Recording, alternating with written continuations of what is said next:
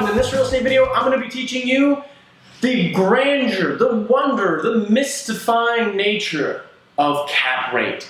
Is it really that omnipotent, divine thing that we think it is? What actually is cap rate? Because I know you've heard of it. You've probably heard of cap rate at this point. But do you really know what it is? Is it really that big, wonderful thing that is always calculating everything that you need to know? And is there any actual limitations to cap rate? Is there like, did I just like commit heresy by even asking that question? I feel like I did. I feel like my life is in danger right now because everyone's like cap rate, cap rate, cap rate, cap rate, cap rate, cap rate, cap rate, cap rate. Okay, yeah, cap rate is wonderful. Cap rate is also extremely misleading if you don't know when to use it or how to calculate it. Cap rate is one of the biggest lies that can happen in real estate. I'm not saying cap rate's terrible. Cap rate is wonderful, but there's just a lot of terrible people out there, or people who don't know how to use it, or when to use it. So let's go into that. Okay. What does it do? So actually, this is a two-part series, okay? This video, it's gonna go into what does it do? What can't it do? When do you use it? If you want me to teach you how to calculate it, look at part 2 of this video. This one is more of a conceptual. The other one is more nitty-gritty. Okay, let's get into the conceptual. What does cap rate do? Cap rate is essentially a calculation of risk with an expected version of return on a property. So like how valuable is the property in relation to risk? Essentially is what that means. So how you look at it is if that cap rate is higher, that's good from a money standpoint, right? But what that is also telling you is because it is higher, it is more risky. Now, why is that? Well, think about it. Think about investing in stocks and everything like that. Look at real estate as a stock for a second. It's not a stock. I hate the stock market. But think of it this way, because it is investment. Things with a higher rate of return on anything are normally higher risk. That's just how it goes. More risk, more return. Less risk, less return. Basic concept. That's essentially where cap rate comes from. It comes from value and risk.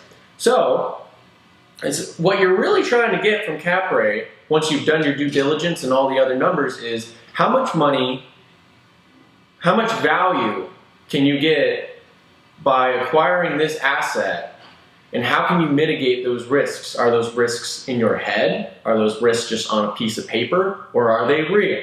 That's kind of like how I use and look at cap rate. Now, the main thing of what cap rate cannot do is it cannot necessarily tell you how much money is going to go into your pocket. Into your pocket money is really cash on cash if you leveraged your asset. And by leveraged, I mean you bought it with a loan or you financed it. Get it? Cap rate is cash on cash if you bought it all cash. But most people are not buying apartment complexes or houses or whatever cash. Unless you did some kind of wholesale thing, in which case you probably got a hard money loan or something. That's different. So it cannot necessarily tell you how much money you're making at the end of the month. And man, you could have a 10 cap. You could have a cap rate of 10, but your cash on cash can be negative. Trust me, I've analyzed literally like over 1,000 properties in between houses and apartment complexes. Well, when I do both, it's actually well over a couple thousand.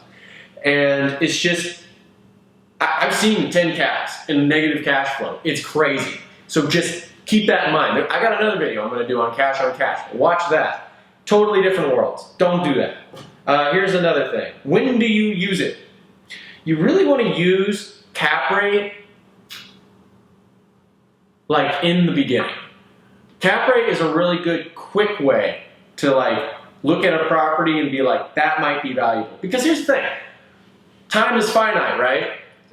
There's so many listings coming up every single day in a city between single-family homes, multifamily homes. Single-family, you could have like 20, 50 new listings in one day. Multifamily, if you're under 70 units, so there's no on-site person, you're looking at like,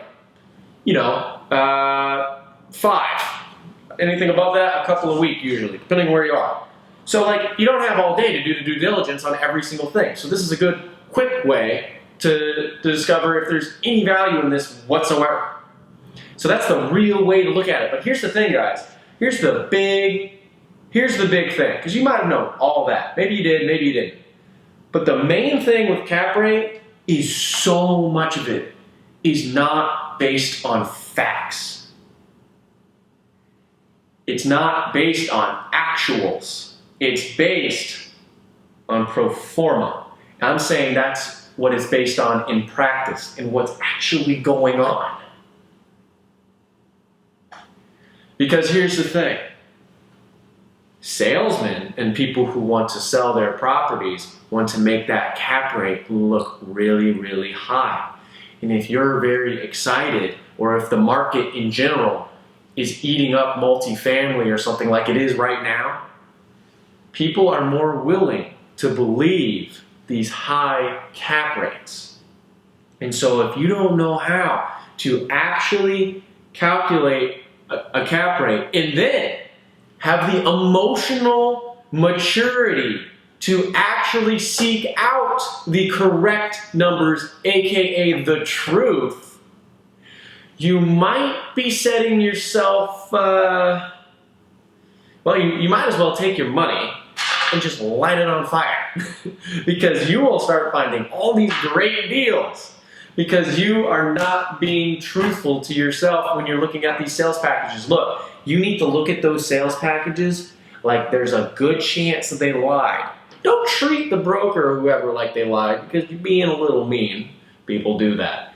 But basically do your own due diligence. Take nothing they say as absolute truth. You need to do your homework.